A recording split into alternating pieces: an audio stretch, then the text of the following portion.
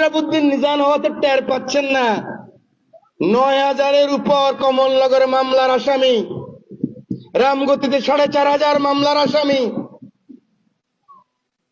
এখন পর্যন্ত আমরা একটা মামলা করি নাই। এখন পর্যন্ত আমার ছেলে গুলি খায় মারা গেছে, ছাত্র দলের ছেলে। এই সামনে হুমায়ুনকে জেলখানায় নিয়ে মেরে ফেলছে।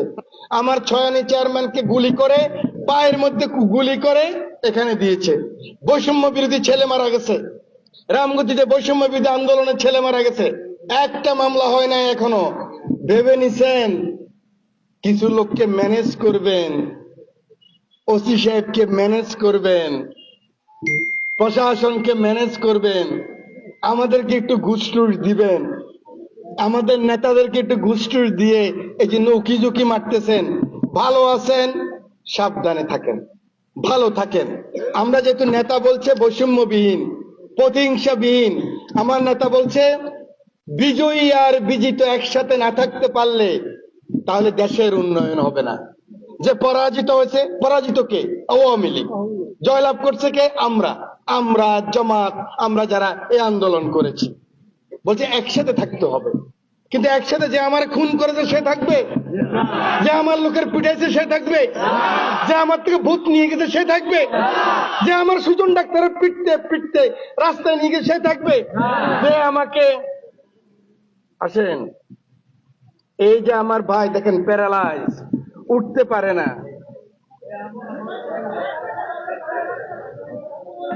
উঠতে, আপনারা চিনেন না? কি নাম? সাব্বির মিয়ার গর্জনে মাইক কাঁপছে না? এই তুরাবগঞ্জে কুবাইছে একটা দুটা না, 20টা কোপ। এই আমার প্রেসিডেন্ট যে কাদের, আব্দুল কাদের, মৃত্যু মুখে মেজরকে দিয়ে, বিডিআর এর মেজরকে দিয়ে আমি তুরাবগঞ্জ থেকে বাইর করছি। সবাই মনে করে বিএনপির লোকেরা নিজান সাহেব ভুলে গেছে। আরে আপনারা ভুলে যাবেন, নিজান সাহেব ভুলে না। আমি ওই সময়ের অপেক্ষা করি। এখানেই তো বলে গেছিলাম হাসিনা থাকতে পারবে না। 26 তারিখে বলি নাই? 26শে ডিসেম্বর বলছি ভোট নিতে পারেন, এমপি হইতে পারেন, 6 মাসের বেশি টিকবেন না। 6 মাস টিকে নাই কিন্তু। ওত নেওয়ার পরে মাত্র 4 মাস ছিল।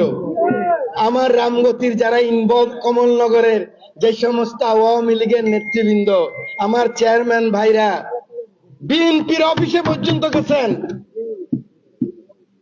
আমার বিএনপির প্রেসিডেন্টকে অফিস থেকে নামাইয়া সেক্রেটারিকে ধাক্কায় রিক্সা তুলে দিচ্ছেন। উপজেলাদার ভোটে দাঁড়াইছে, ধাক্কায় বাড়ি পাঠাই দিচ্ছেন। আমার আলী ডাক্তারে পিটাইতে পিটাইতে কেন্দ্র থেকে বাইর করছেন। আমার অসংখ্য নেতা কর্মী বাজারে উঠছে, কান ধরছে, বাজারে উঠছিস কেন? মনে করছেন ভুলে গেছি? সময়ের জন্য অপেক্ষা করতেছি। যদি ভালো হয়ে যান, চুপচাপ থাকেন, কোনো অসুবিধা নাই। কিন্তু সাধারণ আওয়ামী লীগের সাথে আমাদের কোনো বিরোধ নাই। আমরা বৈষম্যবিহীন সমাজ করতে চাই।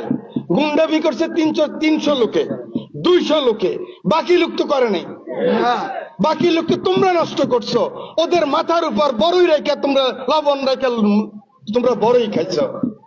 এবার লবণও খাবো তোমাদের মাথার উপর রেখা, বড়িও খাবো তোমাদের মাথার। ভদ্রতাকে দুর্বলতা ভাইব না ভাই, ভদ্রতাকে দুর্বলতা ভাইব না। আমার তো যে দুটি যাইতেছে, জব জাউডি যাইতেছে। 15 মিনিট শেষ, বক্তৃতা কিভাবে করবো? আজান দিবে। আমি সরাসরি এবার নির্বাচনের দিকে আসি। আমি আপনাদেরকে চিনি, কিন্তু আমি কিন্তু ওরকম লোক না যে আপনি বলবেন ডুস দেন আমি ডুস দেব। আমি বেগম খালেদা জিয়া আমাকে বলে আমার ছেলে আসছে, কোকো ভাই মারা যাওয়ার পরে বলতো যে আমার ছেলে আসছে। আমি আমার মার অপমান হবে কোনোদিন, আমি এটা সহ্য করতে পারবো না। আমি তারেক রহমান সাহেব আমাকে অসম্ভব পছন্দ করেন। উনি ভালোবাসেন তো বলা যাবে না, উনি এত বড়, আল্লাহ ওনাকে এত বড় বানাইছে, আমি তো ওনার সমান না, কাছাকাছিও না, কিন্তু উনি আমাকে পছন্দ করেন। পছন্দ করা একটা বড় জিনিস। আমার নেতা তারেক রহমান প্রধানমন্ত্রী হবে, এর থেকে বড় পাওনা আমার কি আছে? রামগতি কমলনগরের মানুষের কাছে আমার ঋণ ছিল, এই ঋণ তো আমরা 5ই আগস্ট শেষ করে দিয়েছি। ঋণ শোধ হয়ে গেছে, আপনারা এখন মুক্ত। এখন আপনাদের কেউ আঙ্গুল দেখায় কথা বলতে পারবে না। এখন আপনাদের সারা জীবন দিয়েছেন, এখন আপনাদের পাওনা বুঝে নেওয়ার সময়। আপনার ছেলে চাকরি পাবে, আপনি একটা লোন পাবেন, আপনি একটা এসএমইর 10 লাখ টাকা লোন নিয়ে ব্যবসা করবেন।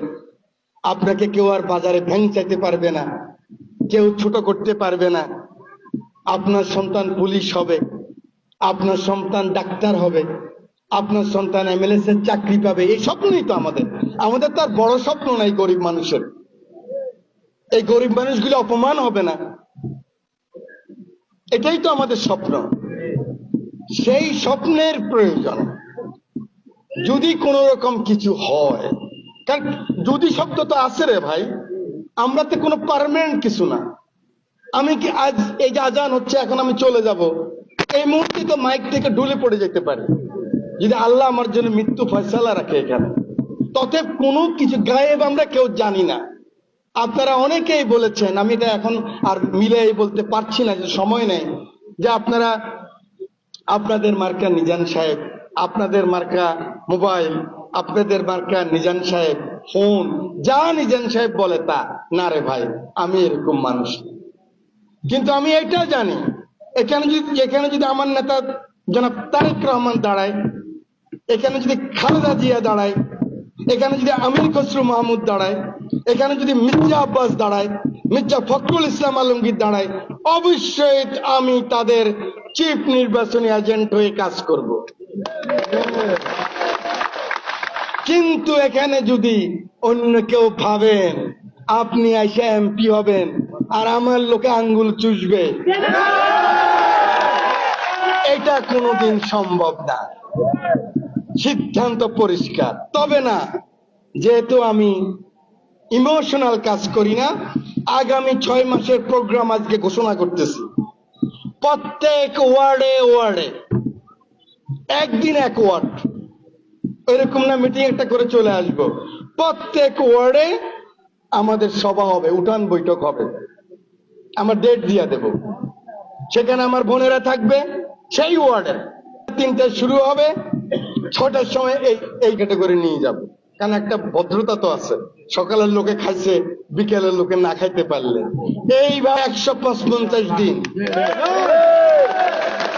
155 দিন পরে আপনারা যদি সকলকে নিয়ে পায়ে হেঁটে কমলনগর সভা করতে পারি, 40,000 নারী পুরুষ নিয়ে, রামগতিতে 40,000 নারী পুরুষ নিয়ে, তখন সিদ্ধান্ত দেব কি পাহাড়ের সাথে যুদ্ধ করব না আসমানের সাথে যুদ্ধ করব। সেদিন যদি আমার বুঝ হয়, আমি বুঝতে পারি, আমার নেতা কর্মীরা, আমি তাদের মার্কা, যে কোনো কঠিন সিদ্ধান্ত নিতে আমি কিন্তু দ্বিধা করব না ইনশাআল্লাহ। রামগতিতে 60,000 নারী পুরুষ নিয়ে উপস্থিত হতে পারবো। অতএব এখন থেকে আমাদের ভোট যুদ্ধ শুরু হয়ে গেল। এই যুদ্ধে নারী পুরুষ ভাই বোন সকলে আমরা ঐক্যবদ্ধ হয়ে কাজ করব। আল্লাহ হাফেজ।